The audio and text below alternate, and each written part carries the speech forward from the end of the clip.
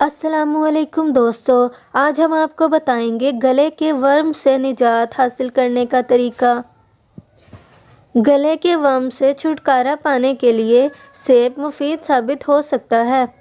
गले का वर्म लाहक होने की सूरत में एक ताज़ा सेब लेकर उसका छिलका उतार लें, फिर उसके गूदे को इस तरह से खाएं कि उसके टुकड़े गले के गदूद के साथ मस हों।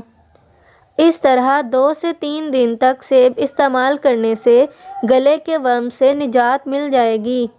दोस्तों, अगर आपको वीडियो अच्छी लगी है तो लाइक कर दें और चैनल को सब्सक्राइब कर लें। अपना बहुत सारा ख्याल रखिएगा। मिलते हैं नेक्स्ट वीडियो में। अल्लाह हाफिज़।